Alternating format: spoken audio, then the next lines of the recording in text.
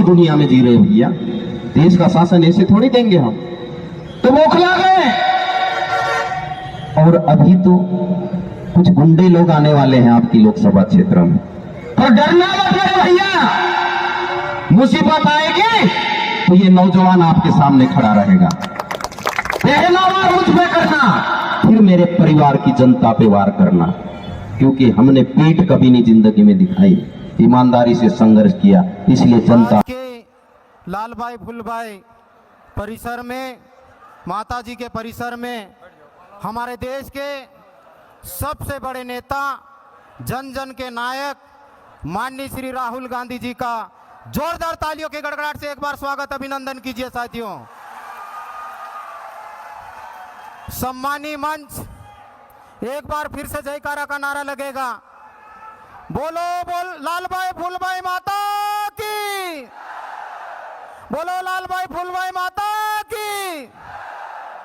सबको नमस्कार, राम राम, जोहार। आज खरगोन बड़वानी लोकसभा संसदीय क्षेत्र में मुझ जैसे एक गरीब आदिवासी किसान के बेटे को देश की सबसे बड़ी लोकतांत्रिक पार्टी कांग्रेस पार्टी ने मुझे उम्मीदवार बनाया है। मैं माननीय राहुल गांधी जी का, माननीय सोनिया जी का, माननीय खड़गे जी का, माननीय जीतू पटवारी जी का, माननीय उमंग सिंगार जी का और माननीय भंवर जितेंद्र कुमार जी का सबका तालियों की गड़गड़ाहट से हार्दिक स्वागत अभिनंदन करता हूं और आभार प्रकट करता हूं। साथियों, जैसा कि आप सब लोगों को जानकारी है कि मेरा जीवन पूरा संघर्ष से गुजरा है। मेरे घर में नमक मिर्च नहीं मिलता था, मुझे खाने को नहीं मिलता था।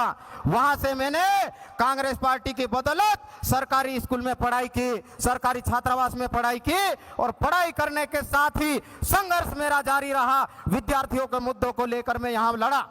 मैं भारतीय राष्ट्रीय कांग्रेस पार्टी की बदौलत इस देश में जो संविधान में आरक्षण की व्यवस्था की गई है, एसटी, एससी, ओबीसी की, उन लोगों को प्रतिनिधित्व करने का अवसर मिला और मुझ गरीब को भी प्रशासनिक अधिकारी बनने का अवसर मिला। प्रशासनिक अधिकारी रहते हुए मैंने कर्मचारियों के अधिकारों के लिए संघर्ष किया और जन संगठनों से जुड़ के भारत देश के कोने कोने में घूम के आम जनता के मुद्दों को समझने का प्रयास किया।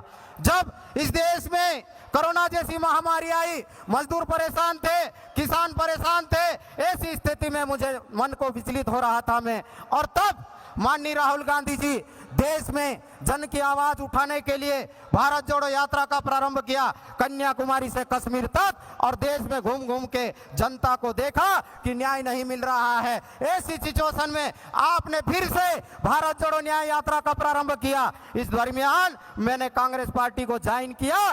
क्यों? इसलिए कि इस देश में जो भारतीय संविधान की बदौलत देश इकट्ठा हुआ, जन जन जुड़े, एकता और अखंडता की बात हुई, लेकिन आज भी आर्थिक रूप से, सामाजिक रूप से, सांस्कृतिक रूप से देश की भौगोलिक स्थिति को देश के जोड़ने की प्रयास है। ऐसी सिचुएशन में माननीय राहुल गांधी जी देश को जोड़ने का प्रयास कर रहे हैं। मैं उनके हाथों को मजबूत करने के लिए, कांग्रेस पार्टी को मजबूत करने के लिए एक सिपाही के रूप में, एक कार्यकर्ता के रूप में आपके बीच में उपस्थित हुआ हूं। मैं हाथ जोड़ के विनती करता हूं, मैं आपके संघर्ष के लिए, आपकी एक एक बात के करने के लिए, आपके लिए 24 घंटे के लिए कांग्रेस पार्टी का सिपाही उपस्थित होगा और सदन में भी आपकी आवाज को पूरी ताकत से लड़ने के लिए मैं तैयार रहूंगा।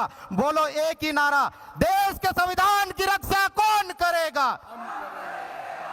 संविधान की रक्षा कौन करेगा? शुक्रिया, धन्यवाद।